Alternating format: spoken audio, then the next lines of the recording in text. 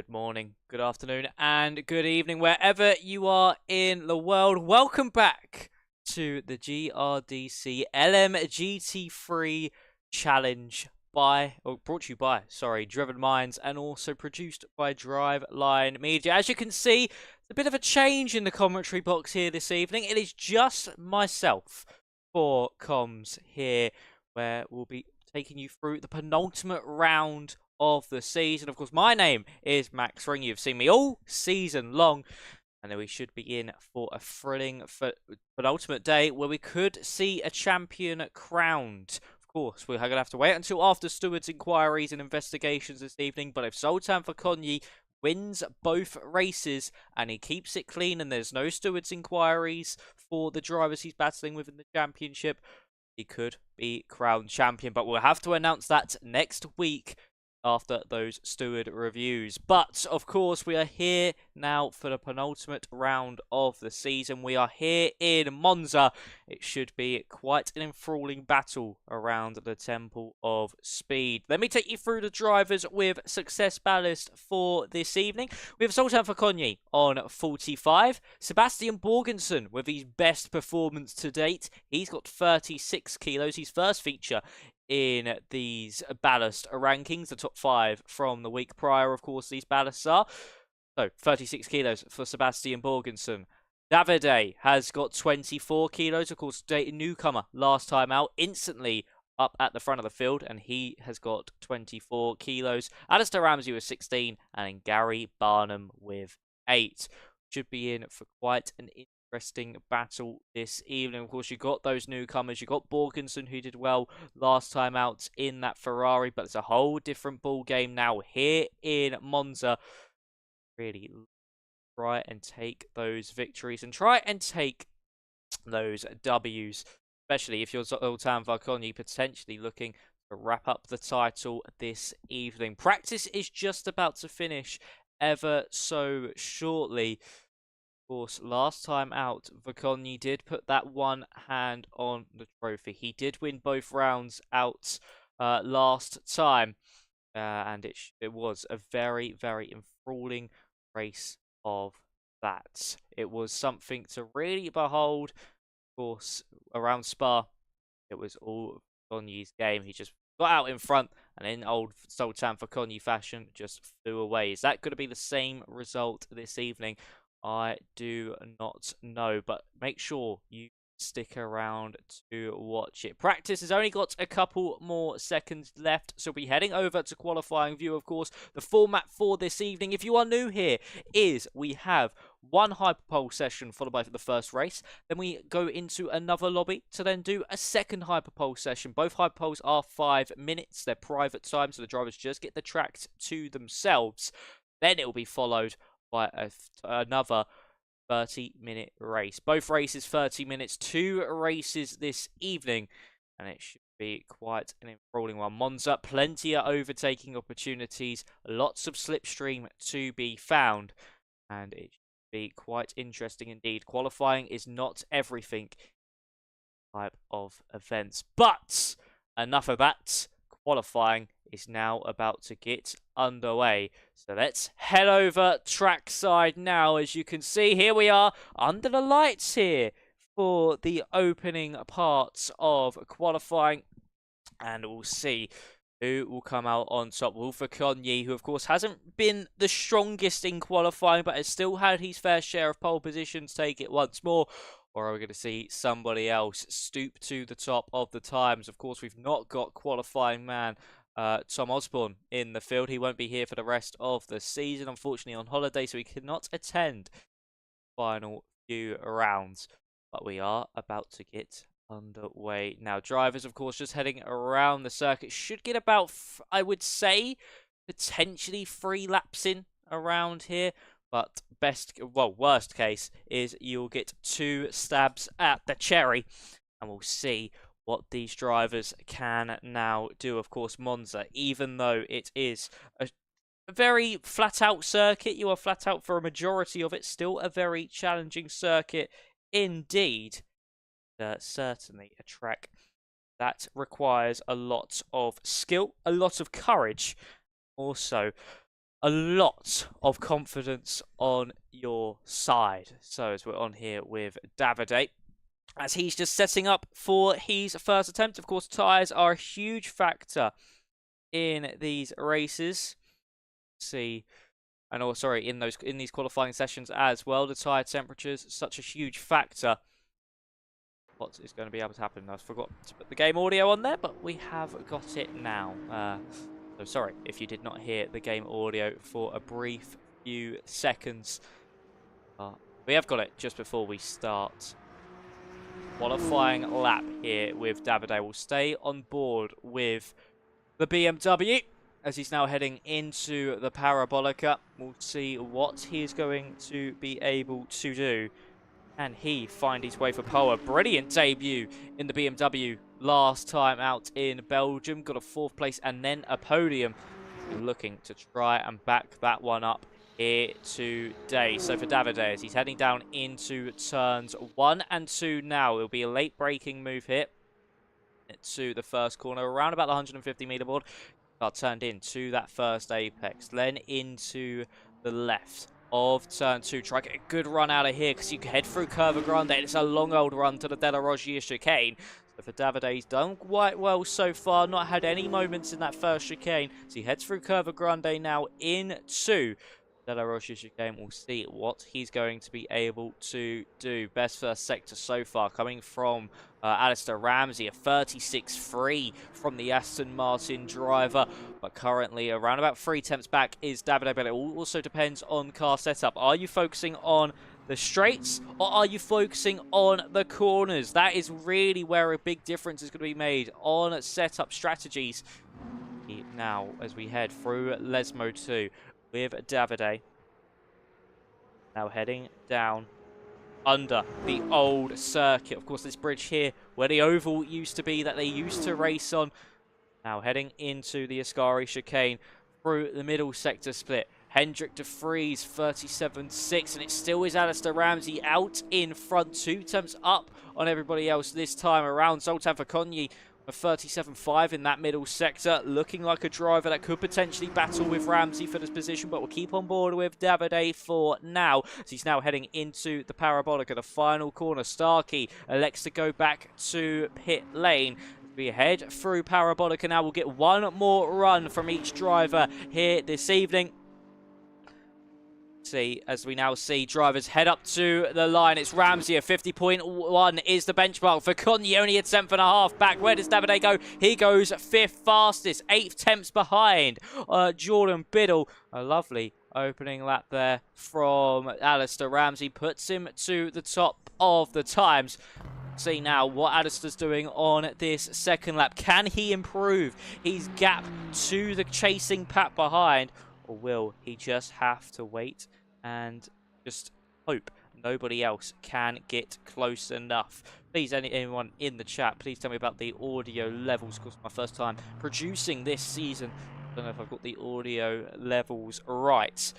They need to be turned up or down. Just let me know in the chat. But through that first sector split, it seems that potentially Ramsey was down on his previous attempt on a 36.485, was slightly askew. Zoltan Varkonyi, though, found 2 tenths of a second. So the Hungarian hero looking to strike back and take a brilliant step to try and clinch this championship this evening if he can, as he now heads down into the Ascari chicane. 37.6 in that middle sector from Ramsey. 37.2 from Zoltan Varkonyi. What a middle sector that is from the Aston Martin. As I'm looking at the timing board, he has done an absolutely stellar middle part of the lap, seeming to be certainly set up for those slow speed and high speed corners in that middle sector. And as we now head into Parabolica now, he probably has bled a little bit of time to Alistair Ramsey over the course of this lap, but has the Hungarian hero done enough to snatch pole position away at the dying embers? A tight run up to the line. Can Fakonyi strike back for pole position? He crosses the line. He can! 3 tenths clear of Alistair Ramsey. A beautiful lap time from the Aston Martin man. Dan Birch continues his fine form, moving himself up into 4th place. De Vries is in 3rd. Davide stays 5th place, just in front of Biddle. Now as more drivers come up to line, that's Garnham moving himself up into 9th place. Anybody else on a spectacular lap time? Christo to the line. What can he go? He goes up into 10th place. Nicely done there from Daniel Christo. I don't think anybody else. No, Daniel Wilson is still on his. That we'll see what he can do. Currently 4.2 seconds off the pace. Needs 9 steps to improve into the car in front of him. Across the line he goes. And he does beat Mark Cooley up into 16th place. Nicely done from Dan Wilson. But it's the story of the season thus far. Zoltan Varkonyi takes pole position for the first race here at Monza. That extra ballast doing nothing at all to the car. Now we wait to head on into this race. It was an absolutely stonking lap from Zoltan Varkonyi to take that pole position in the dying embers of that session. But we're now heading on to the race. Of course, we drivers just going to have to wait about a minute to get this underway. And now what we are going to be able to do. Varkonyi looking to try and take his first pole position. Sorry, not first race win. Trying to take the first race win of the evening. Right, and now take best of the rest. Try and take that championship along with him. See what he can possibly do. So, as we now wait for the command, Zoltan Varkonyi lead us to green from Alistair Ramsey. Then it's Hendrik De Vries and Dan Birch alongside one another. Then we'll see Davide and Dan Birch on row 3. They're 4th and 5th. Jordan Biddle 6th. Sebastian Balkinson 7th. Gary Barnum 8th. Paul Garnham in 9th. Christo 10th. Perito in 11th. Now progresses and what we're going to see from these drivers here this evening. Oh, it's going to be tense times if you're in the cockpit of that Aston Martin of Zoltan Varkonyi, knowing you could potentially take the title this evening. Of course, we won't declare him the champion this evening, but after stewards' reviews, he certainly could be that championship winner after this, well, tonight's results. So, we now see them head to the green flag. Half hour of racing is upon us. See, we have kept those somewhat gloomy conditions with the night sky looming over this circuit, with the headlights flashing, the headlights on of these drivers. See now what Zoltan Varkonyi is going to be able to do for his bid for the championship. Ramsey trying to keep his alive. He's still in that championship picture. Same with De Vries potentially as well. But as we head up to the start-finish line now, Zoltan Varkonyi to get us away here in Monza. It's green flag waved, and we are go, go, go here in Monza. Brilliant start for Alistair Ramsey. He tries to draw alongside Zoltan Varkonyi. It's a brilliant start further back. I think that's for Daniel Christo going side by side there with Gary Barnum as we head down now into turns 1 and 2. It's Ramsey on the outside. Zoltan Varkonyi having that optimal inside line, and he keeps that lead through the first 2 corners. Ramsey sticking in second, but De Vries, if he can get a good run out of here, could certainly pose a threat to the man currently lying second in this race, battling for this second place. Dan Birch hasn't got a good drive out of turn 2 either as we head through Curva Grande. That's allowed Davide to be all over the back of him as we head down now into the Della Roscia chicane. We see a little jink from Hendrik De Vries. Do we see one from Davide in the BMW? No, we do not. And he just has to sit behind for now. Of course, slipstream going to be a real big factor in this one. We see gravel being kicked up from the drivers, just running a little bit wide. I think someone has also potentially gone around there. That could have been Dan Wilson who has gone around and unfortunately fallen down a few places. Zoltan though leading the way by 1.1 seconds, and it was Wilson who made a slight error. He's now down to 20th place, last on the field. And for Wilson, unfortunate for him, but he's trying to fight back now against Chris Willems, who of course is having to defend into the Ascari chicane. Is there any moves being made further up? I don't think so thus far, and it is Dan Wilson now heading down into the Ascari chicane, just being able to sit behind.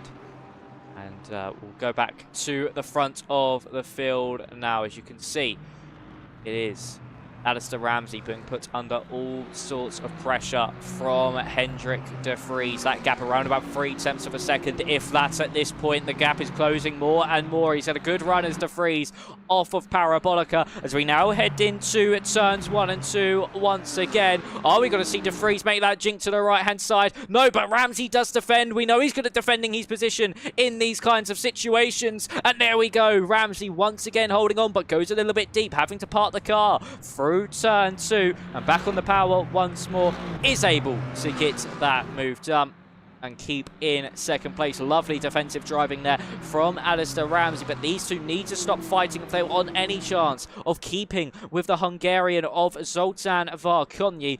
Their time will certainly run out if they do keep this squabbling up, as we now head into the De La Rocha chicane for the second time in this race. Out through the right-hander of Lesmo 1. Is there any moves being made further back? Is there anyone squabbling for position? That is going to be the real question now. So, Dan Birch trying to find a way back into the squabble with de Vries and Ramsey. Davide as well, just that little bit further back. He has dropped off quite a bit, to be fair, from Dan Birch in this opening stage of the race. Jordan Biddle just able to keep with the BMW, but that McLaren, Dan Birch, is doing really well. He's had a really good last 2 rounds of the season thus far, and is really looking to try and claw his way back into this one. So as we head through Parabolica, Birch looking to try and break down that 1 second gap that he has to de Vries, and Biddle trying to break down the defence from Davide in front of him. That Aston Martin, as we know, very slippery in a straight line, and is now looking to try and fight back here to get that move done into turns 1 and 2. Further up, de Vries has really fallen off the back of Ramsey. That gap around about 0.6 of a second, but here comes Jordan Biddle to the inside of Davide, but no, has to jink back in, went for the move to the inside line, just didn't have the overspeed, and just tucked back to that racing line to try to get a good run now out of here, down this second straight through Curva Grande turn 3. See what he's going to be able to do. Of course, he's got to keep his wits about him, because of course if these two get in a squabble, that will invite Gary Barnum, who's had a very nice time in that BMW as well after moving from the Lexus. And we can see a little bit of dust picked up there from one of the cars in front of Biddle. I think that could have potentially been from Dan Birch. That gap between him and Hendrik de Vries around about 1.5 seconds now as we head into the second of the 2 Lesmo. Zoltan Varkonyi out in front, still loving life, still leading the way. That gap now 2 seconds at the front of the field, and then classic Zoltan Varkonyi style, he is starting to really zoom off into the distance and into the horizons. Onto the brakes once more, into the Ascari chicane we go here on lap 3 of this race. Now Zoltan Jordan Biddle trying to set up Davide once more. He needs another good run out of Parabolica to try get alongside into turns 1 and 2. That's exactly what he's going to be lining up now as we head through Parabolica now.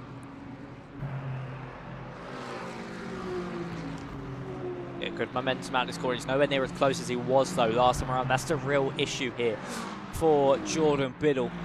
In fact, he's nowhere near close enough to getting that move pulled off. heading down into that first chicane. Anybody else around the circuit close enough? Brian Jalise could be close enough for a move here onto Paul Gardner. Is he going to get the move done as we head into turns 1 and 2? Gets really close under braking, does the Aston Martin.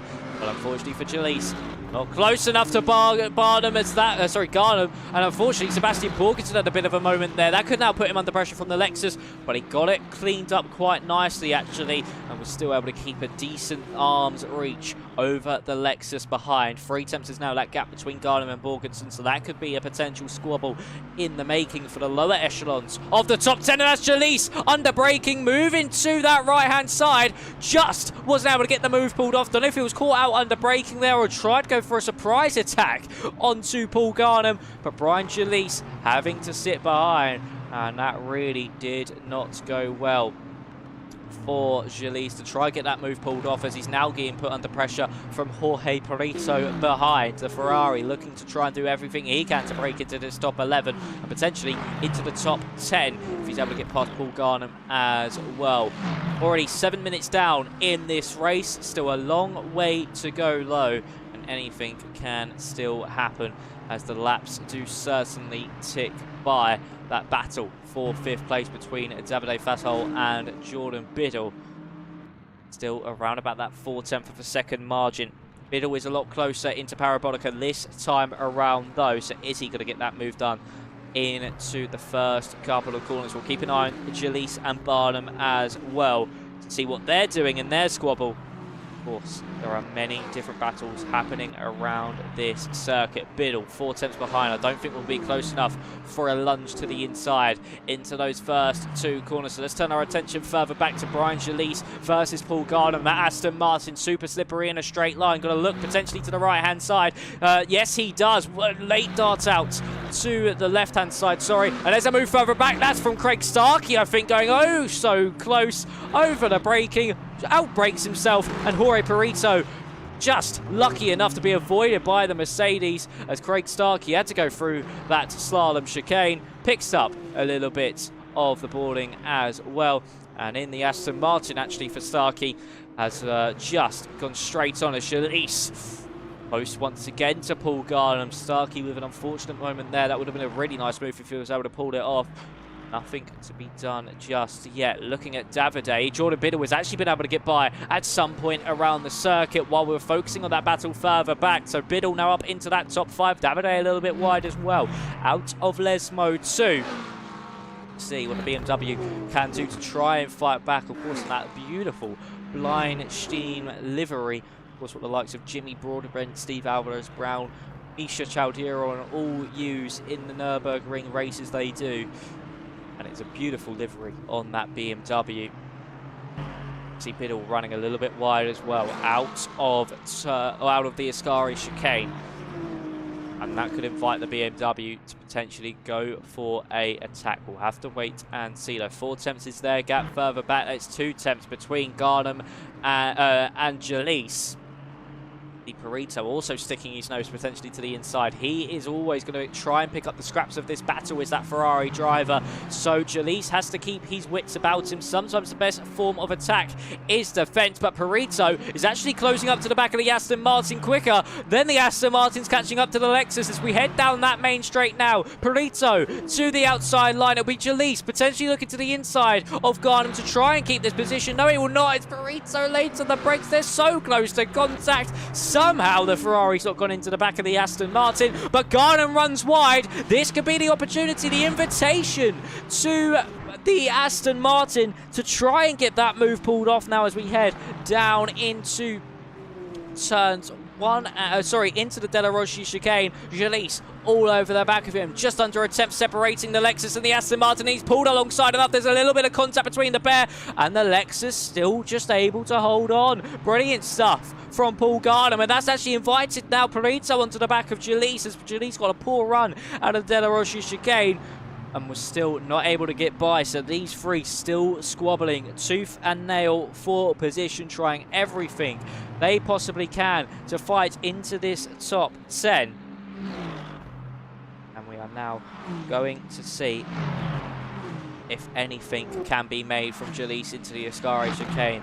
That battle further up between Fatol and Gary Barnum And also Jordan Biddle as well, somewhat stabilizes around about that 4/10 region still, but I think Faso is actually getting closer and closer as we speak, so this could be his best opportunity yet. He got a good run out of Ascari. That gap now down to under 3.5 tenths of a second, and that's about a tenth of a second closer than what we saw last time around. Takes a lovely sweeping angle through the Parabolica chicane, but it's just not going to get close enough again, you would think. Whereas that battle further back, it's actually Jalise has been overtaken by Perito. We have missed that just about. I think it must have been on the exit of Ascari. A move got made there by the Aston Martin, but he's not going to take this one lying down. He's going to fight this one back here as he looks to the inside line, down into the first two corners. That Aston Martin, as we know, super fast down those straights. It'll be a late braking move into the first couple of corners, about 150 meter board, and he gets it done nicely. Now having to put that hard work into trying to catch back up to the back of the Lexus of Garnham. But of course, Burrito will be all over the back of him still, and carrying on applying that pressure. That gap between Garnham and Jalise, about 1.2 seconds. And as we head into the late braking zone of the De La Roggia chicane, no moves being made from either driver thus far. Davide was not close enough for that move on Jordan Biddle. He stays in 6th place just as it currently stands. We do have a DNF from the race. A little bit while ago, it was Dan Wilson who was unfortunately DNF'd from this one. A poor season for Dan's standard. Just going from bad to worse. He gets no luck at all, and when he's in a good position, unfortunately gets involved in incidents that weren't even his fault. He just gets involved in unnecessary contact, and he has nowhere to avoid it. So it's just been a very doom and gloom season for the Aston Martin man. But on the penultimate round in race 1, it just gets even worse. When it rains, it certainly does for Dan Wilson. So as we now exit out of the Ascari chicane with Jalise and Perito, is there any moves being made further up? It doesn't seem so. That battle between Hendrik de Vries and Ramsey is slowly brewing as well. We've not looked at that all race long. They've been about a second apart from one another for a majority of this race, but de Vries has made a little bit of a charge over the past few laps. He's brought that gap down to now 0.6 of a second. Are we going to see a move here from one of these drivers? No, we are not, as Garnham is closing in with Sebastian Borgensen in front as well. There's a yellow flag somewhere on the road. Is that for Cooley? Oh no, it's for Chris Willems, who's going slowly into Parabolica. Don't know if he's dropped it on the corner entry, has unfortunately looped it, and he's had to drop all the way down now into 19th place. So disaster for Chris Willems. His race is really going to be in the mud as it currently stands, and unfortunately in the kitty litter is where he found himself after that spin, and regaining his place back on the road. That gap between de Vries and Ramsey has shot back up to around about a second, as we saw in qualifying. De Vries, Ramsey just set up his car for those straights, and that's what gave him the advantage in qualifying over de Vries in that first sector, and also the final sector as well. Still plenty of time for de Vries to fight back in this one, though. It's still not done yet. We're going to see what can possibly happen between these two Aston Martins. It's Aston Martin 1, 2, 3. It's been a brilliant drive actually from Dan Birch, who is currently in the McLaren in 4th place. I say that he's got a really poor exit out of Ascari, and that's now inviting Jordan Biddle to the inside line into the Parabolica corner. Are we going to see a move from the Aston Martin move himself into the top 4? Yes, he is. Jordan Biddle, a lovely move from the Brit to make it a 1, 2, 3, 4 for the Aston Martins. And for Dan Birch, he's valiant drives thus far as we reach that halfway stage now. 15 minutes have gone, 15 remain.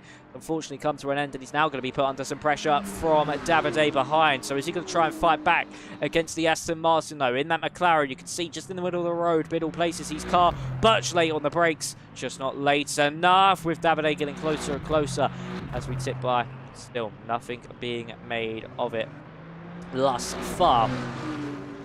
And for the McLaren, still just having to try and hold on to as many positions he can. He's had a really good run of form in these past 3 races, if you count the 2 separate ones in Belgium. Some good results there. It's now looking for a good result here in Monza 2. So a really good late season performance from Dan Birch, wherein a McLaren that was struggling before this tyre model seems to have really come alive, especially in the hands of Dan Birch after this 1.0 patch with those new tyre models. And it's certainly seeming like a car that can certainly hand itself to the front runners, of course, being those Aston Martins. Certainly want a car that can be capable of fighting at the front of this field. So for Dan Birch, he's managed to break away slightly from Davide, but unfortunately Biddle was just pulling away from him. We head through the Ascari chicane now. And for Zoltan Verkonyi, he's still breaking away up at the front of the field. That gap now 4.4 seconds over Alistair Ramsey, closest car in second place. Now we're going to potentially see a move from Davide onto the back of the McLaren of Dan Birch. He needs a good run out of here. The parabolic curve. Any chance of getting this move done? There's still that squabble further back now between Jalise and Garner, but I think we should stay on board with this battle further up. It's just going to be a fact of trying to get that move done up through the first few corners for Davide if he wants any chance of getting past this McLaren, because other than there, it just seems the McLaren has the upper hand. So as we head down that main straight now, the BMW jinks to that left-hand side, but no, just not able to get the move done. And he has to sit behind once more, but does put Birch under some pressure, who actually goes deep into turn 2, clubbers that sausage curb on the inside for turn 2 as we flick it back to the left-hand side. And we're going to see now Davide try and get that move done on Dan Birch. He's tucked into that slipstream once more as we head through Curva Grande. He's going to have to go the long way around, you would think, in through that right-hander. But as we now head into the Della Rossia chicane, Birch defends the inside line. It's Davide on the outside. McLaren just sits in front once more. So lovely. Another valiant defence from the McLaren, knowing where to replace his car, and this is the part of the circuit where he is then strongest. That battle for 10th place on the road. Garnham still sitting in front of Brian Jalise. It seems that Aston Martin with that little bit extra ballast just not liking these conditions of trying to get of the corners just being all about power on the exit. Of course, that extra right just weighing him down ever so slightly, not able to get the drive he needs out the corners, really putting him on the back foot. We now see heading down into the Ascari chicane, Brian Jalise 3 tenths behind Garnham. We head into Ascari now. Still the Aston Martin all over the back of that Lexus, but you can't count out the Ferrari behind either. Davide is actually going to go for a move on Dan Birch down into the parabolic curve. As you can see, round the outside goes the BMW. What a splendid move that would be, and it is a beautiful move from the BMW. It was bold, it was brave, and it was beautiful. To go around the outside through parabolic, you need the utmost faith in your competitor, in your rival. And it's exactly what has happened. And something's actually happened to Jordan Biddle as well. He's dropped down the order. He's now down to 8th place. This is now the battle for 4th place in the field. And are we going to see the move back by Dan Birch round the outside now through turn 1. He's going to try and hold it around the outside for turn 2. Not able to get it done just yet. But we know that McLaren seems to be fast in the straight line and through the corners. It's just a well-rounded car thus far this evening. But the BMW is just streaking clear, gets a good run out of the corner, and will sit ahead into the Della Rossia chicane. But for Jordan Biddle, something has happened to him. It's been disaster for the Aston Martin. He's dropped behind not only Birch and Fassel, but also Barnum and Daniel Christo too, who unfortunately for Jordan Biddle are not going to be the easiest competitors to get back by, especially with only 10 minutes left on the clock. So as we now head through the right-hander of Lesmo 1 and into Lesmo 2 we shall go. It's all about this drive out of the corner now for Brian Jalise to try and get this move done. There's no moves being made further up the field. It is all going to be about this battle now for 10th as it currently stands. Hendrik de Vries is still about a second behind Alistair Ramsey. Birch has dropped about half a second off Fassel. Barnum a second off Birch. So it really is all about this run of Ascari, and that's Garnham going wide. This could now invite Jalise into a perfect opportunity, what he's been waiting for. But again, it just seems that Aston Martin not fast enough in a straight line, contrary to what we've seen all season long from the Aston Martins. They just haven't got that straight line speed here this evening. Well, at least for Brian Jalise. Is it that extra weight? I wouldn't think so. I think it is just all set up different. You can see Borgenson taking a really tight line out of Parabolica as we now head down that main straight once again. We're going to see the Aston Martin putting the Lexus under all sorts of pressure. He's tucked into that slipstream. Is this going to be his best opportunity yet? He's to the inside line. He's jinked to that right-hand side. He's late on the brakes. There's some contact made between the pair. It was a bit brave. It was a bit audacious. There was some contact. But finally, Brian Schalise has made his way through the rolling roadblock. That has been in his way of Paul Garnham. That just shows how valiantly Garnham has defended, that he was able to hold him off for so long. But unfortunately, the Lexus's valiant effort, his defence has come to an end and will not live to see another day in 10th place and fall out of the top 10 places, and now be put under all sorts of pressure from Jorge Perito behind as well. Craig Starkey's actually been able to catch up to the back of these guys too. He's now back up into 12th place. 13th place.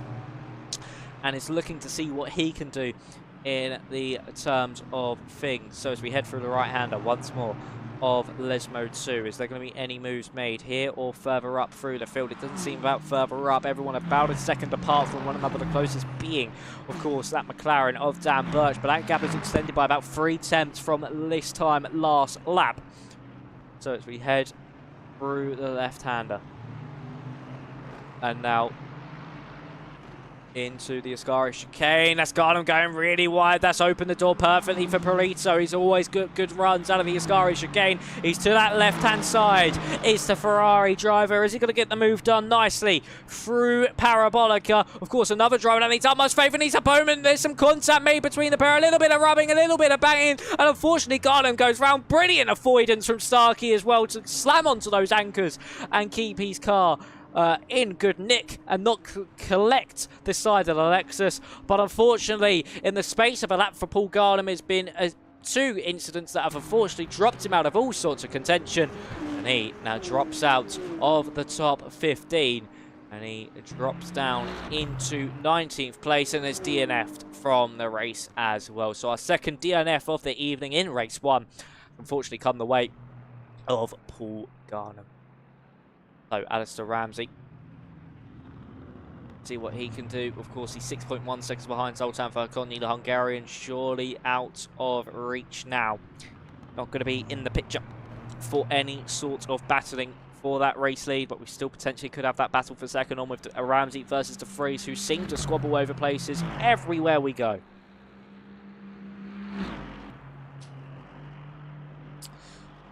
So, moving now into the Ascari chicane. Are we going to see any moves made further back or in front for the definitive positions? Of course, this is now crunch time. This really is where you need to start making those moves. We've got 6 minutes left on the clock. We're going to have about, I want to say we're going to have about 3 more laps of racing action, potentially 4 left in this race. And it could still be some moves made from drivers further back throughout the field. All about if they can catch up to those cars in front of them.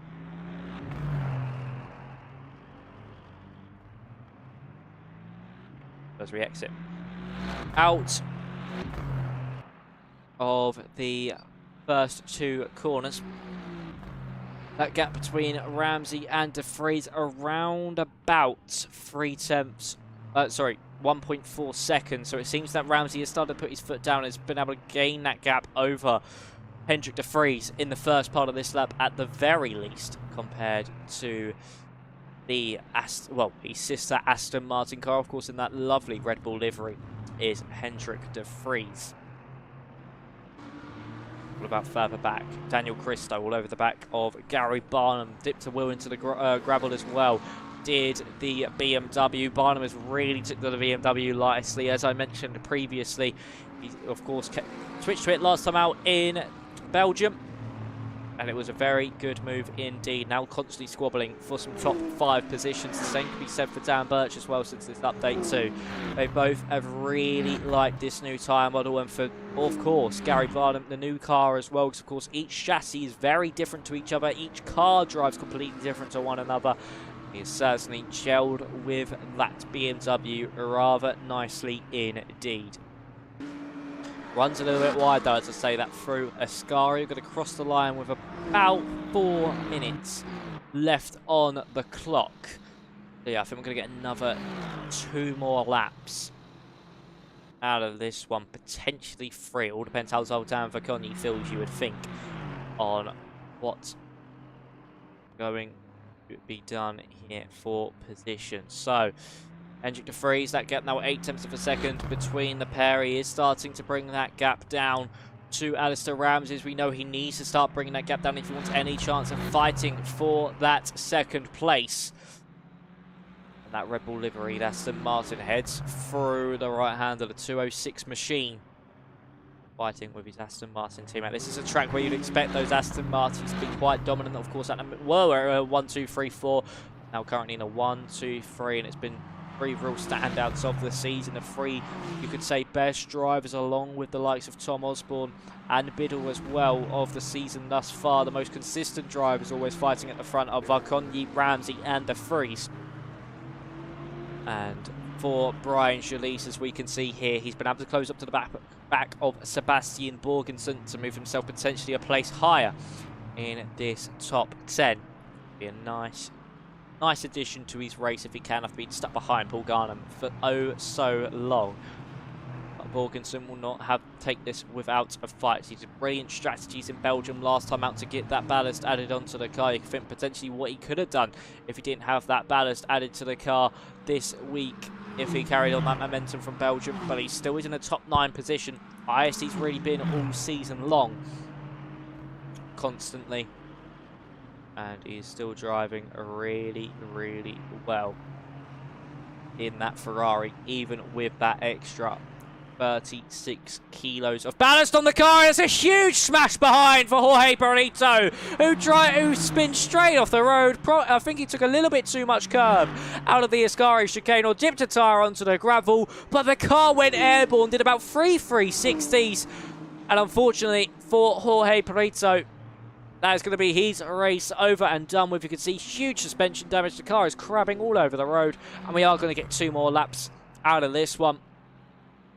After this lap, 2 more laps will be the aim of the game. Well, after this one, sorry, it'll be 1 more lap, but we are going to get 2 more laps of racing action overall, including this one. Unfortunately for Jorge Perito, at the dying embers of this race, it could have been an 11th place finish, but now for the Spaniard, it is only going to be a DNF, you would think, or it'll be last place throughout the field. Freeze has not been able to close that gap down to Alistair Ramsey really much at all, but further back, Jalise is looking for that move on Sebastian Borgensen. He's had a good run on the first 2 corners into the De La Rocha chicane. We go now. Borgensen braves it round the outside, has to cut across the chicane, and that's allowed Jalise to get the run. I think Borgensen lets him through as well, potentially with a slowdown. Did the Ferrari, or just thought he went off the circuit to try and keep the position, so give it back. But that is Brian Jalise now up into 9th place. Lovely stuff from the Aston Martin, as we now see ourselves heading through into the Ascari chicane for the penultimate time in this race. Zoltan Vakoni, around a few seconds time, will be starting the final lap of it as well.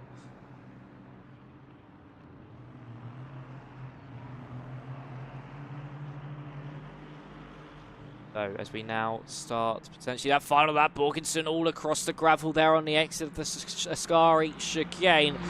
Now heading down into Parabolica. That Ferrari is quite slippery in a straight line, it seems, for Sebastian Borgensen. Just nothing being made of it there. Just having to sit behind for now. It's all about this run of the Parabolica, though, where Jalise has been quite weak all evening long so far in this opening round, as Borgensen's tucked up behind him. That gap just over a 1/10 of a second as we head down that main straight. We're going to see that Ferrari surely dart to the outside or the inside. Jalise defends to get inside. It'll be the outside line for Jalise. There's been a move as well for Daniel Cristo. It's actually, I think him and Barnum have come to strife and have gone straight across the chicane, because Jordan Biddle has now got through in all of this as well. What's happened further back? And it is Sebastian Borgensen just having to sit behind Jalise for that position. Unfortunately for the Ferrari, he has not been able to get past Brian Jalise. And for Barnum and Christo, something drastic happened for them as they were squabbling. Christo made it through, potentially made contact with the BMW. That's invited Jordan Biddle up into 6th place, with Dan Birch now 2.4 seconds back from Davide as well. But further up throughout the field, now heading through the Ascari chicane, all eyes now turn to the man who's doing exactly what he needs to try and win this championship this evening.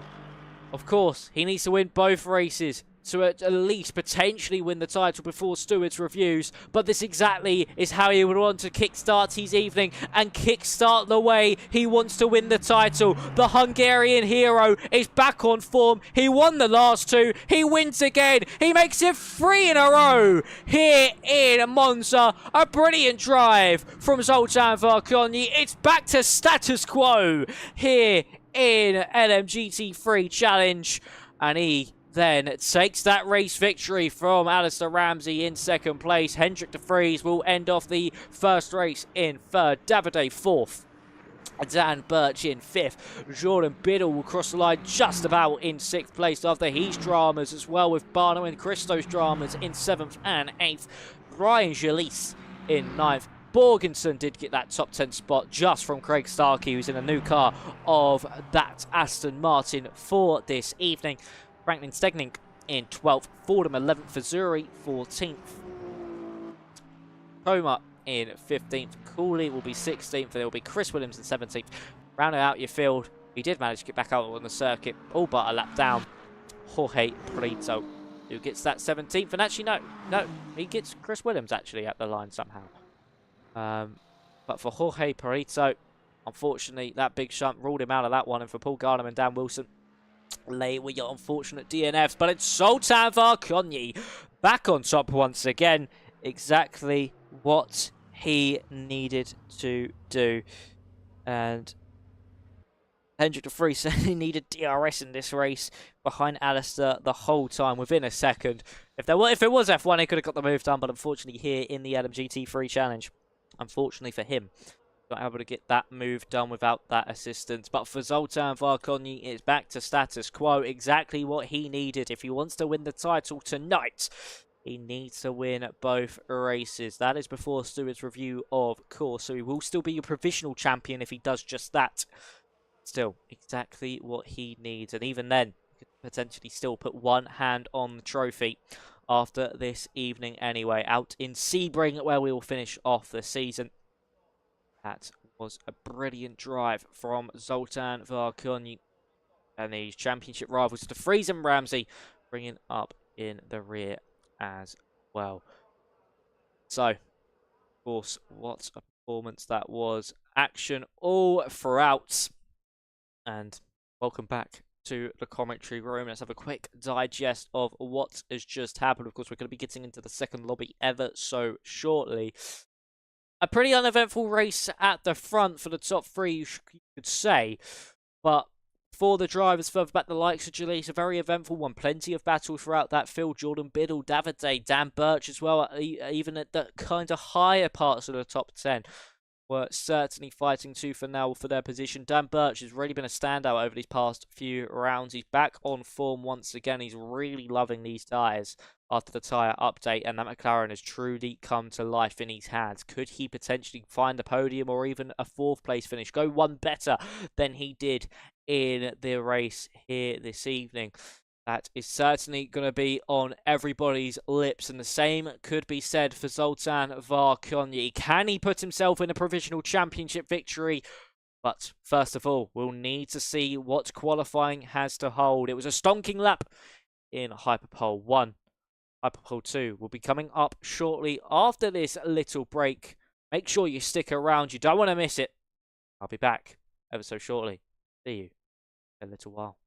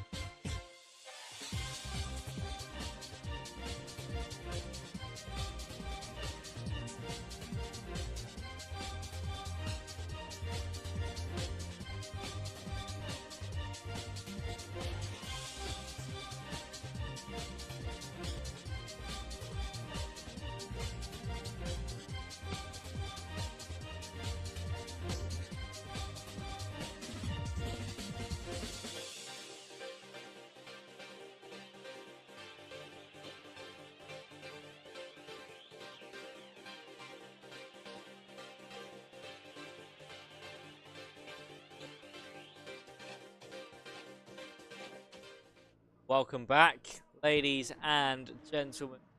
We are back here once again for what is about to be the second Hyperpole session of the evening. Underway for race 2. Be a very eventful one. If you're just joining us or if you've missed race 1, Zoltan took a potential race victory that could lead him to the title this evening. He needs to win this second round to be crowned your provisional champion before Stewart's inquiries. But of course, there's still plenty to play for here in race 2. If he does not win it, he will not be crowned champion. So Zoltan doing everything he must try and get that this evening. Qualifying will be getting underway in about 40 seconds or so. Of course, the likes of Alistair Ramsey, GRDC, and also potentially likes of Davide and Dan Birch could be fighting to try and take that on away of Zoltan Vakoni, who got pole in that first race and zoomed off into the distance. Did not look back since. But if someone else gets pole position or if Zoltan messes up his run, that certainly could leave the door open for somebody else. Match that race victory. Have to wait and see how this session and evening progresses for the next 35 minutes. Of course, it's 5-minute Hyperpole, followed by a half-hour race for this second race. And if you're new to us, welcome aboard for the penultimate round of the season. Of course, next time out, we will head to Sebring. That is next week. Potentially we could be going there with a champion already crowned or with one that is still up to be decided for. Practice has just finished before this qualifying session. We'll be heading trackside ever so shortly. Battle for pole position will well and truly be on. Instead of nighttime conditions, we are in the day, and qualifying has well and truly got underway. So let's head trackside now. Here we are then. We are trackside for what should be a frantic penultimate round of the season. We are trackside for race 2 here at Monza, the final race of the evening. The final race before we get it all under, of course, for that final round of the season. Only 3 more races left in this championship, including this one.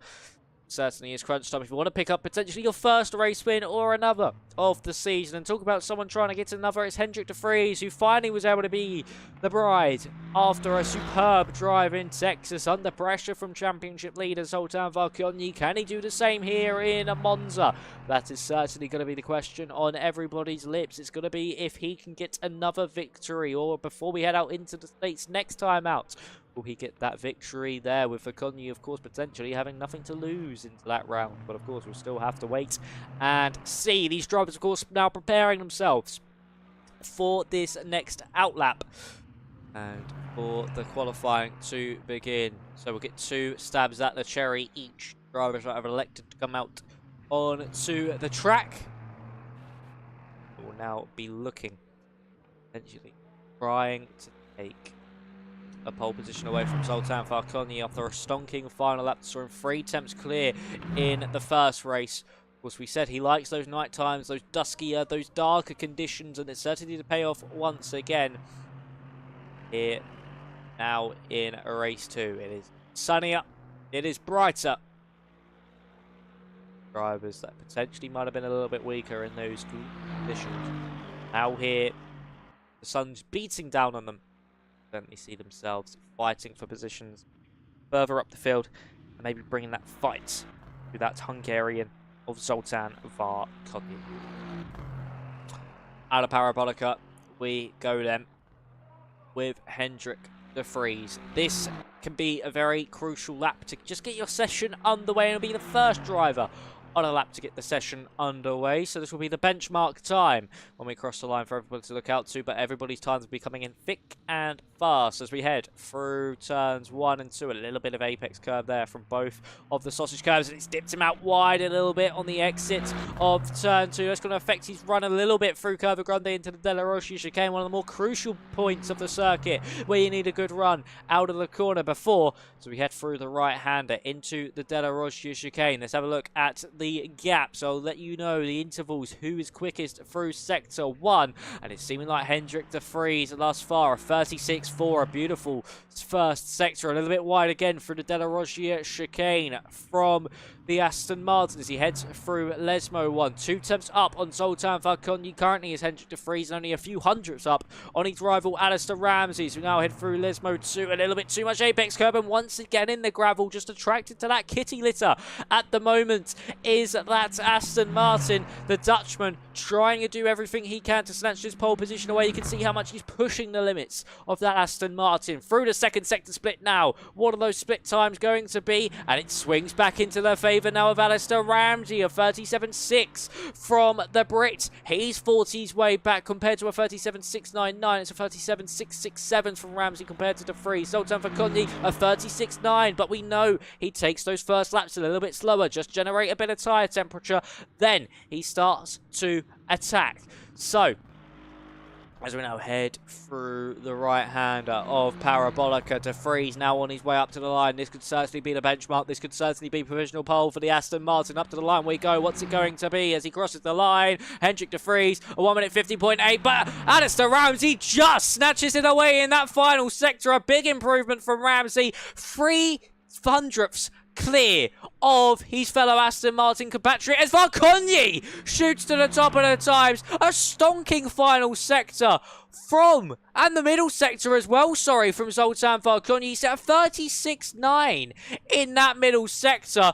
The Hungarian firing his way to the top of the times. 6 tenths clear, nearly 7 tenths clear of Alistair Ramsey. That is going to be extremely difficult to topple, and Ramsey is up on his lap time though. De Vries is down in that first sector. I think we can write off one of the two Aston Martins battling their sister car for pole position, but Alistair Ramsey trying to do everything he can, but his car is just so weak compared to Falconi in that middle sector that he just doesn't seem to be able to find the time he needs. Ramsey through Lesmo 2 we go now. The Aston Martin doing everything he can to try and claw back any sense of time, any little bit of grip, any bit of traction he can to try and fight against the Hungarian. Let's have a look at this middle sector split now for Alistair Ramsey as he crosses the split now.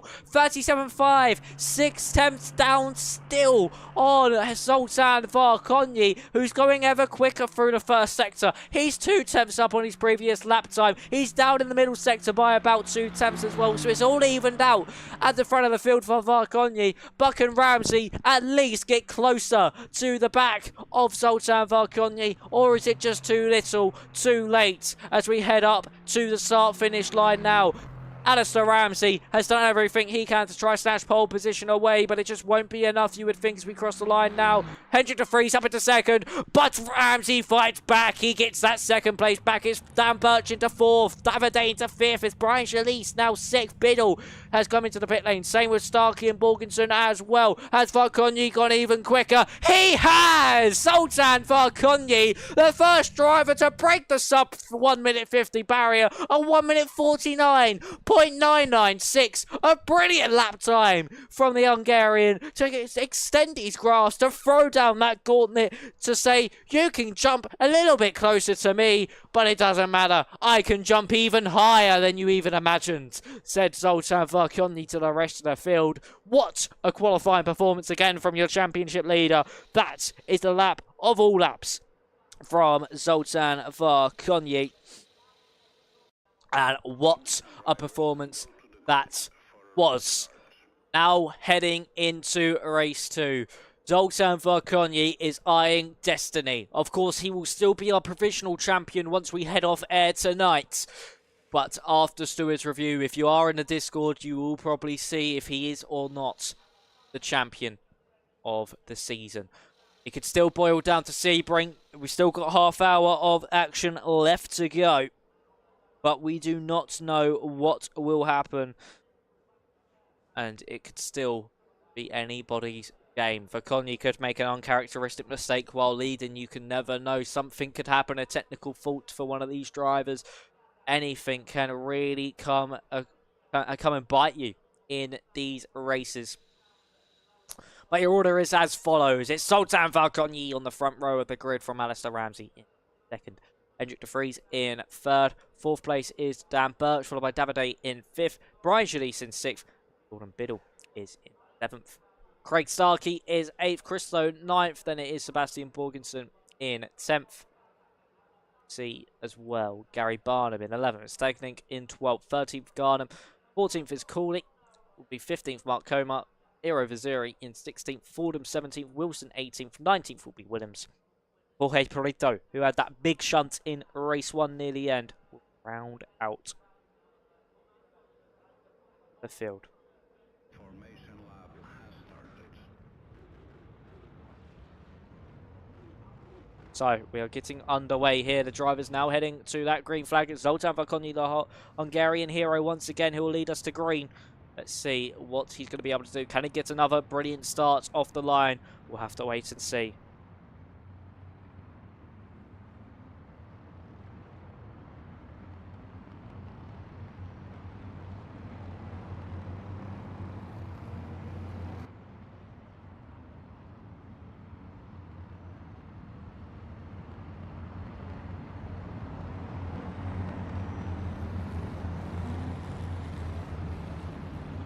Right then, Verconyi leading us away, staring at destiny, is the Hungarian.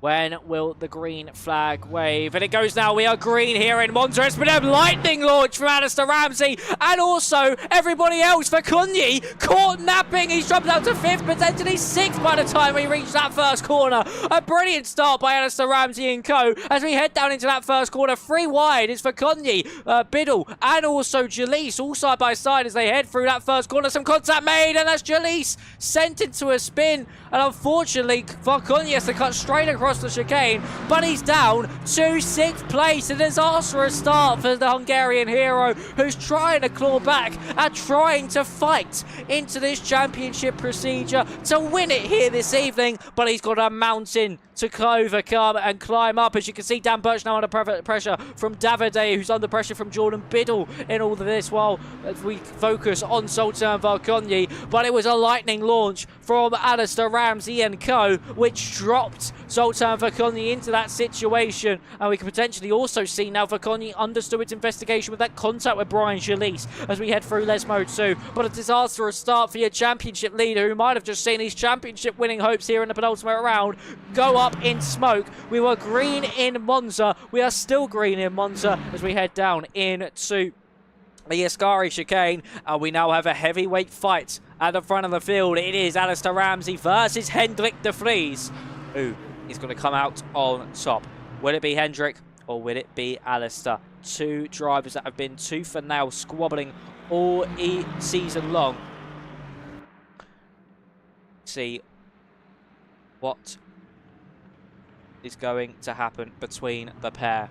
Of course, in race 1, the gap only was able to come under a second only a few times, but now for Hendrik de Vries, he might have that opportunity down the main straight to get past Ramsey and further back as well. Davide might be able to get past Dan Birch. We'll hopefully try and watch both these squabbles as they go on, flicking between the pair. It does seem that Davide's closer, but at the front of the field, de Vries having to go to the outside of Ramsey now. Is going to sweep round the outside through turns 1 and 2. Ramsey with a valiant defense, some contact made, and Ramsey just stays in front of de Vries. What about Dan Birch versus Fassel? Oh, there's been some contact. Zoltan Verconyi could potentially involved as well. Just had to go across the chicane. That's dropped him even further back down the field. He's down to 7th, 8th, and potentially 9th with Starkey pulling alongside now as we head down through Curva Grande. But for Dan Birch, he's been involved in an incident of his own as well, with Davide potentially just going into the side of the BMW, and it's more drama into turns 1 and 2. And for Zoltan Verconyi, he drops down throughout the field even more. He's to the inside of, that's Gary Barnum, down in 10th place now as the Aston Martin. A lovely switcheroo through Della Rosia chicane, but unfortunately for Zoltan Verconyi, this race goes from bad to worse, and I don't know if he's actually got a little bit of damage on the front of that car.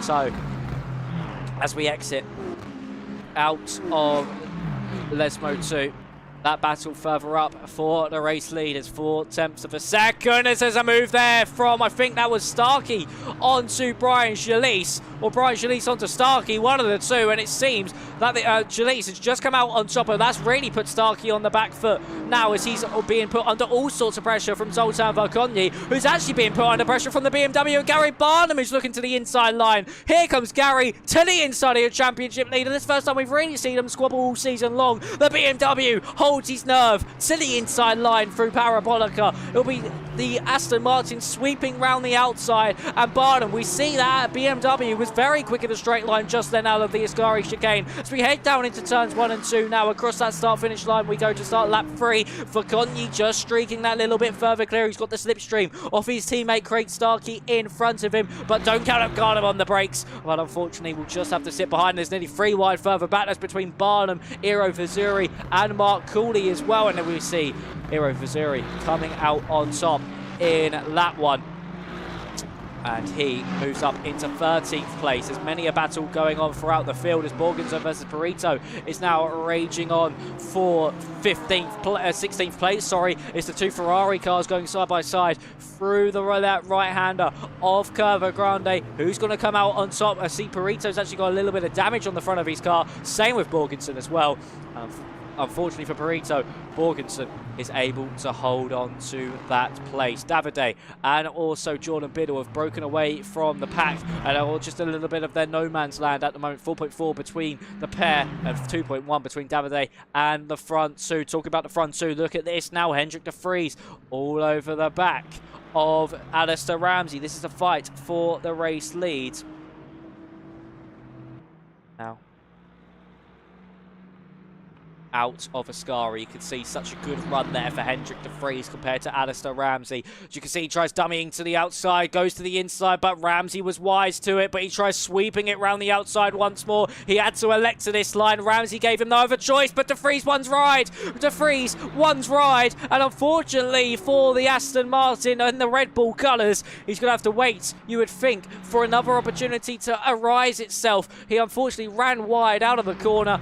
And for Hendrik de Vries, he has to sit behind and now wait once more as Franklin Stegnick now going for the move on Dan Bush. This is a much better race for the BMW compared to what it was only about 15 minutes ago as we head into turns 1 and 2. Now you can see the BMW really late on the braking. There's some contact between him and Dan Birch as they head through turns 1 and 2. Dan Birch all over the sausage curb, going to force the BMW out wide. That's going to invite Brian Jalise into this one. Now he's got a better run than the pair of them. But look at that from Stegnick. What a drive he's still got out of turn 2. He moves himself up into 5th place. Birch now under pressure from Brian Jalise, and also behind him Starkey being under pressure from Zoltan Varkonyi. This move's being made everywhere on the road, and it's Starkey now to the inside, outside of Zoltan Varkonyi, and it's the championship leader who sees himself through up into 8th place, and now going to try and put that pressure on Brian Jalise, but it's going to be a big effort if he wants to try and make his way into the front of that field to win this race, and a big slide as well through Lesmo 1. You can see how much he's really pushing in that Aston Martin as Ramsey is being put under all sorts of pressure by de Vries.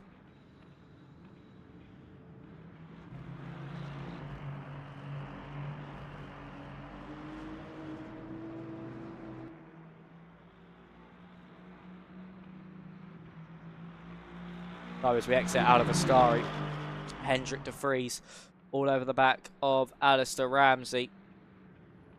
To see what could potentially happen here between the front two in the field. Been de Vries trying to put that pressure on to Ramsey, and he's got a good run this time around out of Parabolica. Now tucked into that slipstream. Are we going to see a move be made from the Aston Martin?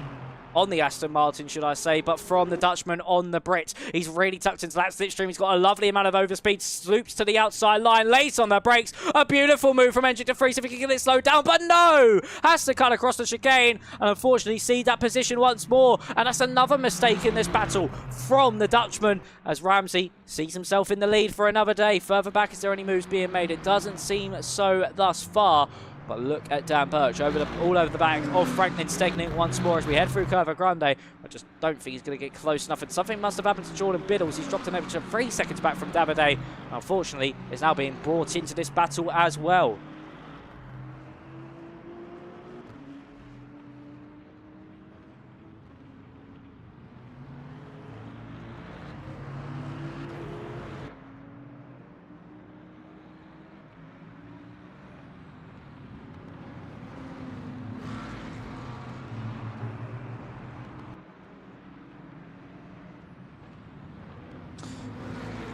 Right then, as we head through Lesmo 2.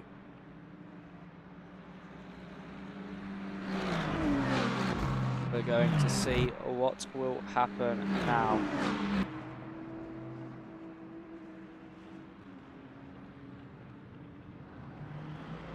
As we head into Ascari, so any moves being made further up there is still very, very close between Hendrik de Vries and Alistair Ramsey, and also it's very close between Stegnick and now Dan Birch. The McLaren putting the BMW under all sorts of pressure as we now head into the Parabolica corner, the Parabolica curve as we head onto the brakes. The McLaren extremely late, you can see it dancing under braking for Cugni. Now taking that opportunity by the McLaren being boxed in to swoop round the outside through Parabolica. Further up as well, that battle between de Vries and Ramsey rages on. We're going to quickly cut on board with that one as it's de Vries round the outside. He's going to get the move done on Ramsey this time around. No, just having to sit behind once again. What about the run out of turn 2? I just don't think he's got it, but Zoltan Valcogni still side by side with Dan Birch as they head into the first 2 corners, and it's going to be Dan Birch, you would surely think, coming out on top and into the back of Franklin Stegnick. Just about both cars keeping in the right direction and without too much damage, and Birch just keeping in front of the Aston Martin 2 and lives to see another day in 6th place. But Valcogni will be trying to squabble this one back as de Vries still over the back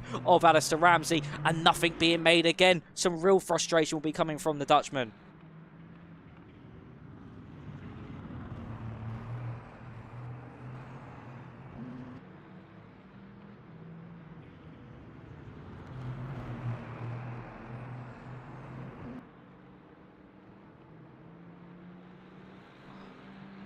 So, Hendrik de Vries now looking all over the back of Alistair Ramsey. We're nearly at that halfway stage of the race as now we head into the Ascari chicane. No move being made thus far from the Dutchman.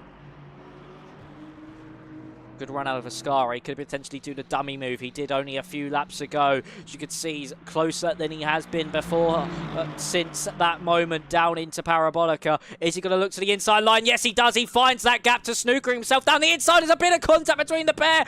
Luckily for Alistair Ramsey, even though the car had a little jink to the inside, he was still able to keep facing in the right direction, and de Vries with another good run out of Parabolica. That little bit of contact might have just helped him ever so dearly with this move into turns 1 and 2. Now you can see the Dutchman all tucked into that slipstream, eating every last bit of it before he pulls to that left-hand side. Are we going to see de Vries finally swoop round the outside and into the front of this field? Ramsey breaks late, de Vries breaks later, and Ramsey just sits in front. There's more contact made over the Sausage Curb. Ramsey sent spinning. De Vries takes the race lead. No, Davide capitalises. Davide now takes the race lead. The man who took his debut only 1 week ago has now thought himself at the front of the field in only his 4th race of the season, in the penultimate round of the season. Davide, who capitalises on all the drama between the top 2. It was a bit of a risky lunge into the second part of, into turn 2 from de Vries. There was contact between him and Ramsey,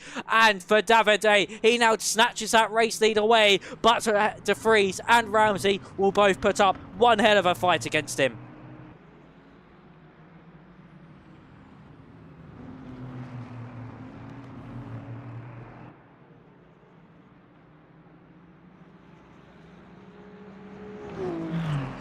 So as we now exit out of,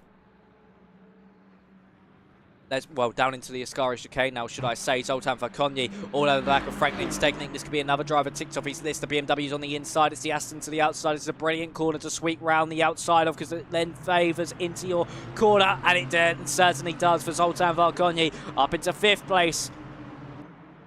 But still not going to be anywhere near close enough to try and snatch this championship away and it will go down to a final race decider. As you can see, Dan Birch in the background also capitalising on that as he's side by side with Franklin Stegnick now. The McLaren versus the BMW. Who's going to come out on top? And it is going to be Dan Birch, and actually has there been contact made? It's Franklin Stegnick extending to a spin, and I think Christo potentially got involved as well. There was some contact potentially with the rear of that Aston Martin, but for Franklin Stegnick, a story of his season, and Burrito now goes for a spin into that Parabolica as well, as also De Vries has been able to get past Davide. It's all drama so far on this lap of the Grand Prix. Oh, sorry, not the Grand Prix, of the race, as we now exit out of turn 2 through Curva Grande we go. We know the BMWs are quite fast in a straight line, and are we going to see Davide fight back into the Della Roche chicane? He's going to go outside or inside in that BMW, sits behind, and he thinks better of it. He's not going to go for the move just yet, and potentially just thinks De Vries is faster. Why should I squabble? Let him get on with it and try and hold on to this second place and keep Ramsey behind.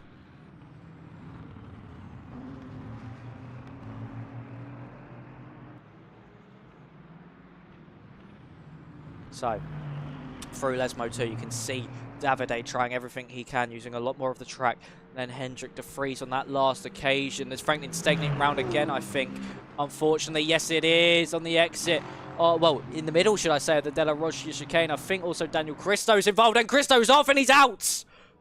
Daniel Christo off at Lesmo 1, and he's out of the race, unfortunately, for the Aston Martin. He has seen himself out of this race. He was in a good comeback drive from being qualifying quite low down the order. And unfortunately, it's come to an end here just halfway into this one. We're at minute 15. So 15 have gone by, 15 still to go. And it's still carnage throughout this field, as now Jordan Biddle will be the next driver on Zoltan Falconi's list in this race. He still has 15 minutes to try and catch up to the front of the field.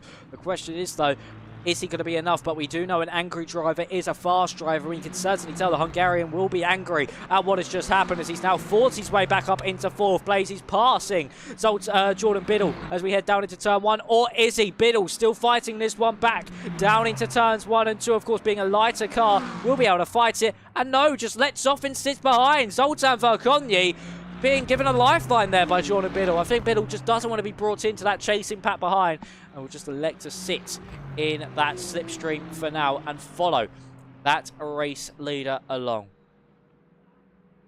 So as we head into the Della Roche chicane with those front runners, that gap 9 tenths between the top two. Davide just doesn't seem to have the pace to hold on with the likes of Hendrik De Vries and Alistair Ramsey.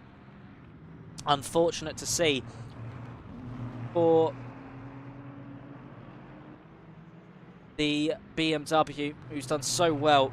Of course, picked up that 4th place last time out, and is now looking to pick up a potential podium here in race 2. So as we are on the brakes with Davide, you can see Ramsey all over the back of him. Actually potentially got into the back of him as Davide went deep into the Ascari chicane, invited the Aston Martin through, and the Brit now moves himself up into 2nd place.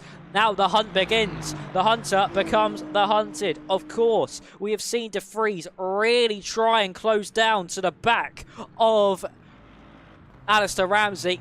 It did work eventually, and unfortunately there was some contact made, and this is the first time we're seeing Ramsey having to hunt down De Vries. Who is the quicker driver? That is going to be the question. But unfortunately for Ramsey, this potential race win might have just gone up in smoke. And are we going to see as well Zoltan Falconi potentially join the fray and get onto that podium? He did need to win both races tonight if he wanted to be your champion. I think that is certainly out the equation now with 12 minutes left to go. So it will head to a finale in Sebring, which for Zoltan, he would not want that at all. He would want to win it tonight. Even though he will put one hand on the trophy after this evening, he would still want to just show off his stuff and just win it all in the penultimate round as early as he possibly can. He's just been on a monstrous season as Zoltan Falconi. Been the real standout driver at the start of the season, won a total of 8 in a row before his first loss in Bahrain. That's when we saw Osborne's brilliance and Pure's dominance in the first and second races. Then he started winning again a little bit, and then unfortunately in Fiji the ballast struck once again, and that's where we saw Cooley do a beautiful strategy to win that race, race 1, staying on the wets until it became wet and did the overcut strategy. And then we saw, I think it was Alistair Ramsey win race 2, or Robert Pure again in Fuji. And then in Texas was the only other race he did not win. Zoltan Varkonyi. It was a brilliant drive from Hendrik de Vries under pressure, which he could be seeing now as Ramsey's brought that gap down to 9/10. Really did bring that battling to action. Zoltan Varkonyi 6.7 seconds away from Davide Vasshol. Davide will want to hold on to this podium, make it 2 weeks with 2 podiums in that second race of the evening. It'll be nice to see as well if the BMW can fight his way back to the podium, capitalising on that lap 1 chaos as well. And also a little bit of drama between the front runners too. Craig Starkey is closing in on the back of Dan Birch. It's been a brilliant switch to that Aston Martin from Craig too. Been driving really, really well actually so far this evening. Now up into P7, potentially looking at a 6th place finish if you can get past Birch as well. Of course, this is the LMGT3 Challenge brought to you by Driven Minds. If you want to check out the interview we had with the leader of Driven Minds in the first round, that was before both races started. Go check that out. You can see what they are all about, helping marshals and drivers with mental health. Also getting people into marshalling so they have a community to build into. A brilliant cause, Driven Minds. Certainly one to look out. And if you want to get into marshalling, certainly get in touch. They offer some quick courses where you can see yourself onto the racetracks within minutes. Certainly be, well, not within minutes, sorry, within a couple of days of training. See yourself potentially in some lower echelon racing as marshalling and work your way up the order. A brilliant organisation are Driven Minds. Certainly a gap in the market that has been filled, and also brought to you in production from us here at Driveline Media. Of course, the ultimate round of the season. Been a fantastic season indeed. High stakes, high drama, high rewards. But it has been marred by the fact Zoltan Varkonyi has been so dominant. So as we see, Alistair Ramsey still all over the back of Hendrik de Vries. Lost a bit of time that time around. It just wasn't as quick as Hendrik de Vries. Lost about a 10th of a second. Did the Aston Martin, or should I say the Brit. Fortunately, really going his way at all. I think there's been another spin for Franklin Stegnick or somebody else. Potentially Mark Comer here, who has had a potential moment of his own. Stegnick's actually a lap down. I don't know if he's got any damage. He got some damage from the earlier incidents that unfortunately saw himself go into the pit lane and see himself a lap down. Dan Wilson did also retire from the race just before Daniel Christo. Another poor performance from Wilson in his season. It really has been a poor one. So unfortunate for Wilson as de Vries sees himself head off into the gravel. Are we about to see the story of the season where we see de Vries, except from that race in Texas, crumble under some pressure?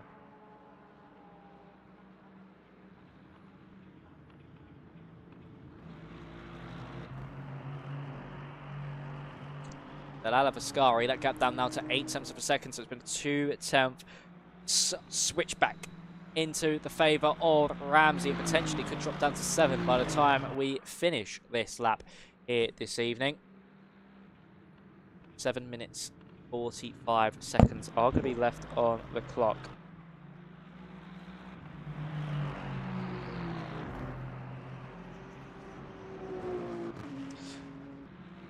Still going to have about 5 more laps of racing action for you this evening. There's a yellow flag somewhere else down the road. I think that could have been for Mark Comer once again. No, it's still out on the road. But the question is, who is it for? Someone is actually missing a tyre, and I think it's Paul Garnham, who has potentially come to blows. I'm not sure. The yellow flag was out for somebody, but I'm not sure who. But there was a tyre in the middle of the road there, which has come off one of the cars, and that could have been Franklin Stegnick's old tyre that potentially caused him to box.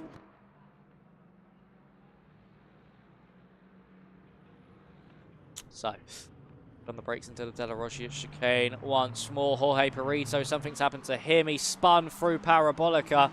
Was he the one that was potentially missing the tyre? No, he wasn't. But the Ferrari with a spin through Parabolica, just like what we saw out of Ascari out of Ascari in race 1. Fortunately, come to blows once more. Zoltan Verconyi.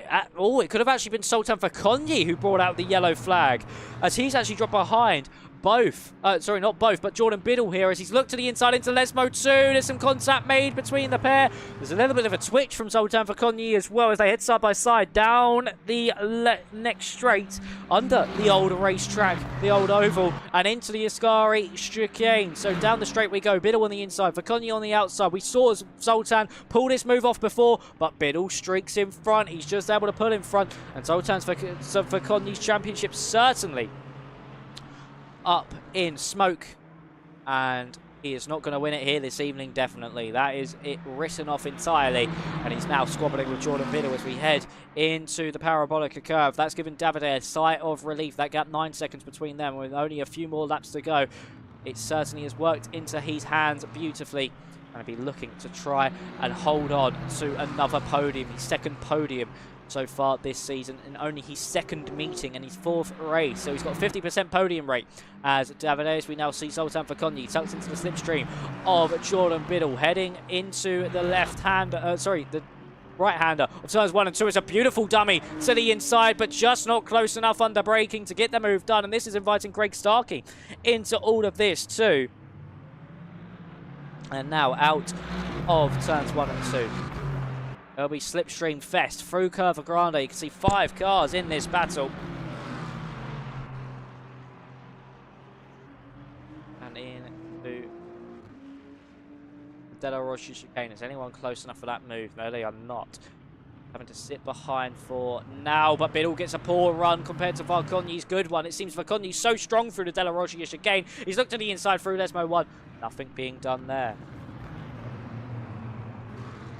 Oh, but Biddle runs wide. Biddle has run wide, and that's allowed Zoltan Verconyi through. Verconyi through to the inside goes the Hungarian. He's up into 5th place, and Starkey into the wall. Starkey, after such a good run, he was up in 6th place, has spun round and found himself face first into the wall. Oh, unfortunate, but it's such an easy error on the exit of Lesmo 2. And unfortunately for the Aston Martin, he's going to see himself tumble down the order. I wouldn't be surprised if he has a little bit of suspension damage on that Aston Martin as well. But back at the front of the field, it's the Freeze leading the way over Alistair Ramsey still with about 3 more laps left on the clock.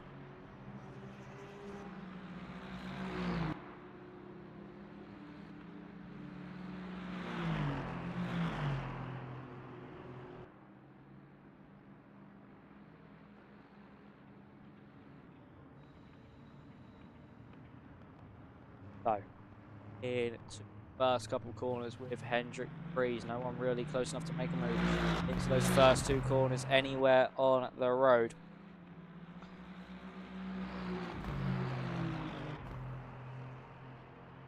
Are we going to see a fight back from from Ramsey and De Vries as we head into Sebring, because they are still in the championship picture, I think, coming out of this one. But of course, inquiries will certainly be on the cards for that race victory for De Vries. Well, was he right to be there on the inside line through turn 2? Or was that contact deemed unnecessary and will pick up a penalty? He will be your provisional winner of this race.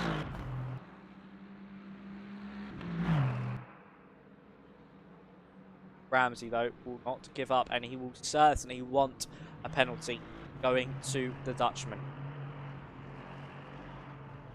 We are going to have, I think this could actually be the final lap of this race. We could potentially have one more. We've got about 20 seconds, no, 30 seconds, sorry, till we have to reach the line. So we will have one more after this one, you would think. yeah, another 20 seconds. We're easily going to make it to the line in time. So 2 more laps left in this Italian race here at the Temple of Speed at the Autodromo Internazionale di Monza. Across the line. 2 minutes left on the clock, 10 seconds to spare. So we have 2 laps of racing action. It's us to the end of this one. And Starkey and both Cooley have both DNF'd from this race. Starkey DNFing from that incident. I don't know what happened. But unfortunately, he 1-2. So,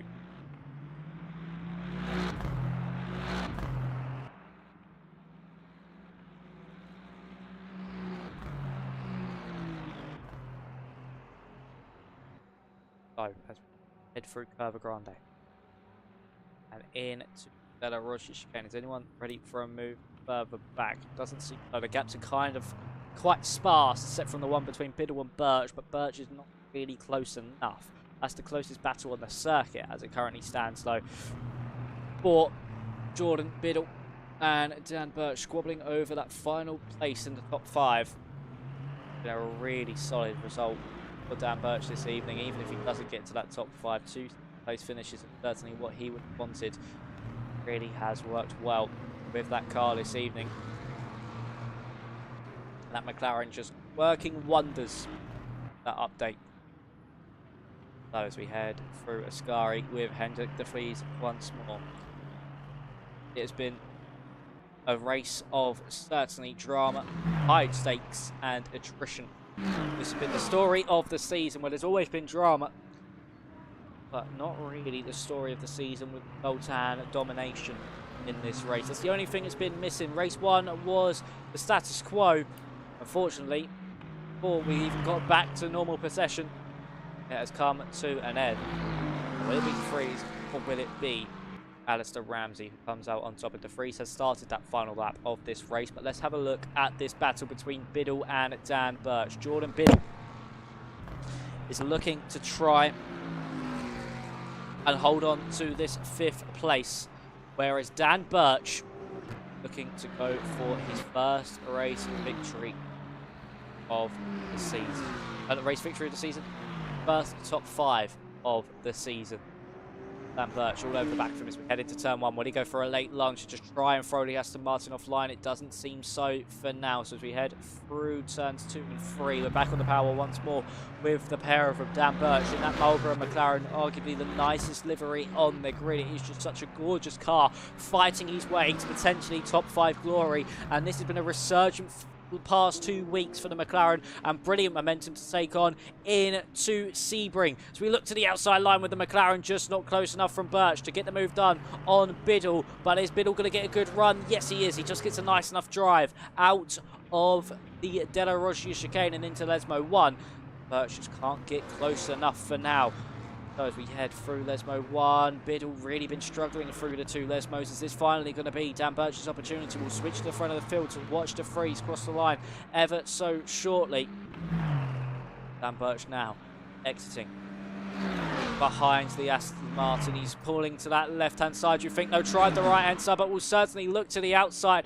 Will it be enough? But at the front of the field, quickly heading into Parabolica, it is going to be Hendrik de Vries, provisionally going to be your race winner. It is certainly be Dutch Defiance at the front of the field. Hendrik de Vries, the Dutchman, has fought brilliantly to take this victory, and he has a win for Hendrik de Vries here in Monza. A brilliant performance from him as Dan Birch still fights with Jordan Biddle to try and get this 5th place, but it will just come up short from the Aston Martin. If he had one more lap, he could have got that position, you would think. So he's tucked up in that slipstream. It will just not be enough for the McLaren as they cross the line in 5th and 6th respectively. It's Alistair Ramsey in 2nd. Davide, who picks up another podium in 3rd. Zoltan Valconi, he will not be crowned champion tonight, in 4th. Jordan Biddle 5th. Dan Birch 6th. Brian Shirley 7th. Barnum 8th. 9th will be Verzuri.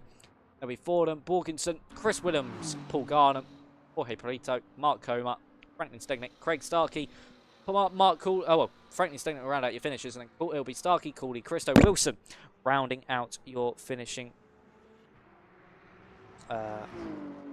order. And I've just got confirmation, if you can see in the YouTube chat, is that Starkey has mentioned next week in Sebring is double points. So the championship is still well and truly on the card, but surely Zoltan Fakonyi's put one hand on that trophy with the performances this evening. But we are going to have a double points finale in Sebring on the school circuit, so the shorter circuit in Sebring.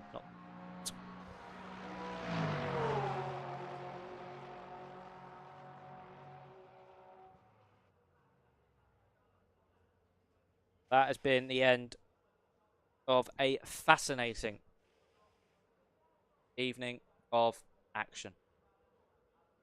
I don't know if we're going to hold down Varkonyi for a potential debut, but that is going to be it. It's Hendrik de Vries who takes your provisional race victory after that drama with Alistair Ramsey.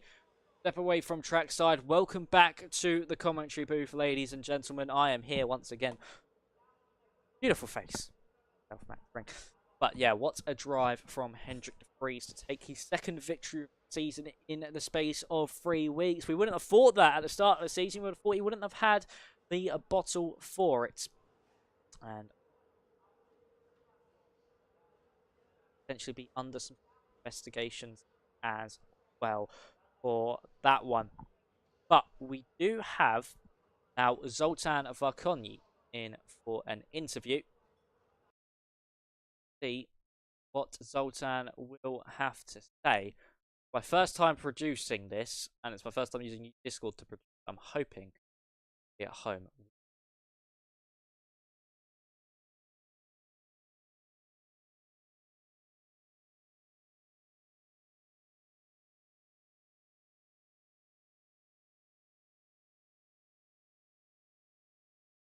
Hello, hello. Yeah.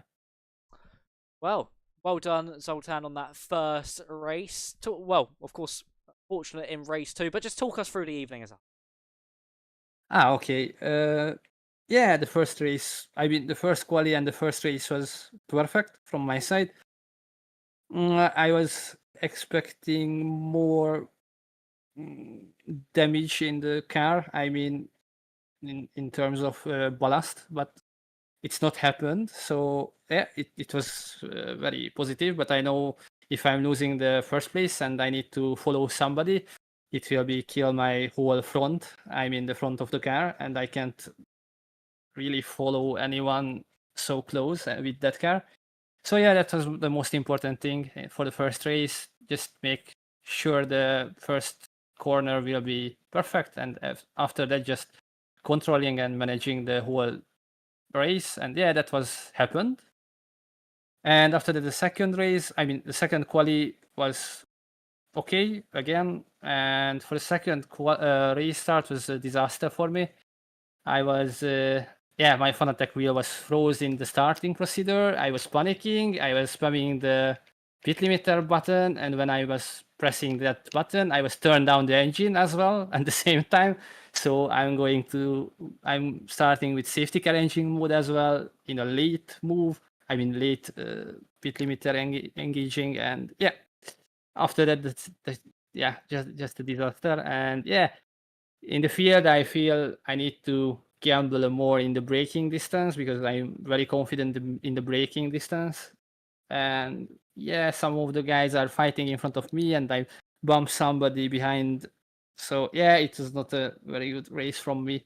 Even there was a lot of fighting, side by side fighting, which is really nice and really cool. Still, there is a lot of on the table after that race, but yeah, it's racing, it's happening, and yeah, so sorry for that. And also, I do a mistake in myself because I was pushing hard with the suspension damage, so my whole wheel and whole front is like goes right in every straight, so it was not an ideal, and I was over pushed once in the second sector after the last one and hit the wall a bit, so it was not helping either. So yeah, a bit chaotic, and yeah, that's sometimes in the racing happens. So yeah, I'm not sad about that.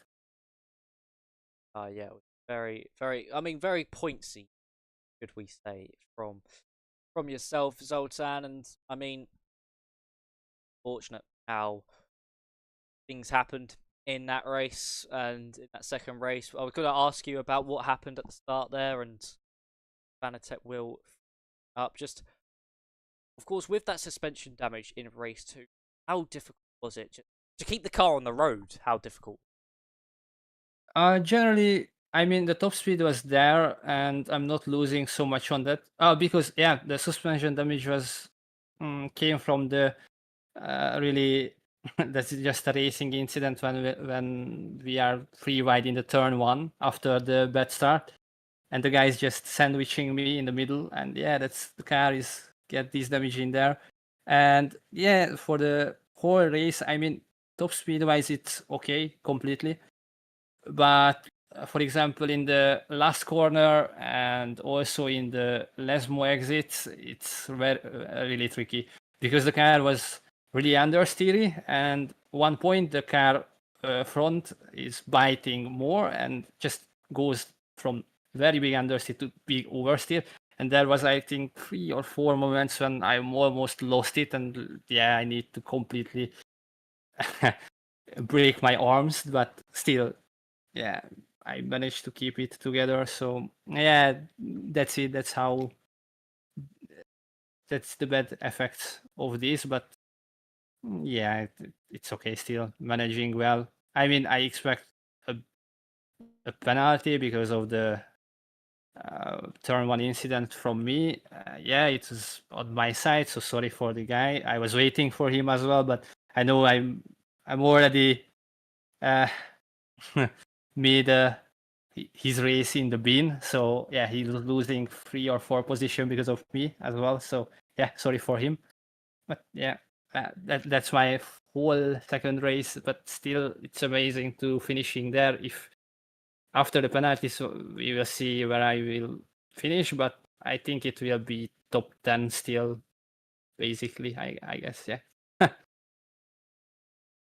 See if anything comes of that incident. But I mean, you're unfortunate not to wrap up the championship this evening. You need a race victory. We're so close to glory. If it just wasn't for your Fanatec, unfortunately, combusting on itself. But we head to Sebring next week. Double points are on offer, Mr. Varkonyi. You've seen the class of the field so far this season. I think you've etched one hand on that trophy. But how are you feeling at Sebring? Are you confident around there? And do you reckon some slight ballast will potentially play a part?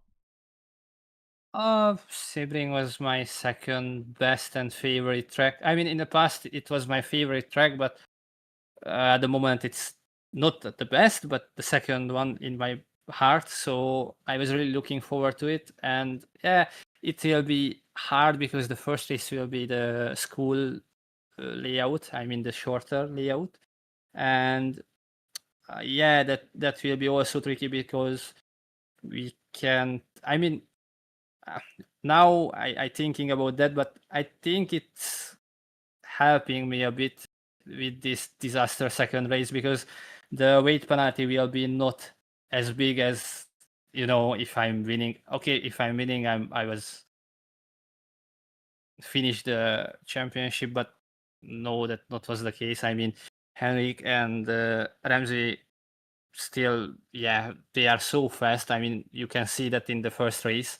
So yeah, I'm not sure I say that, but yeah, I think I can't. If I'm looking back, I think I can't sure about I can win the second race in the Monza race. If I'm uh, doing perfectly everything, still it was so close. So yeah, but yeah, Sebring was another thing, and yeah, it will be good for the ballast at least.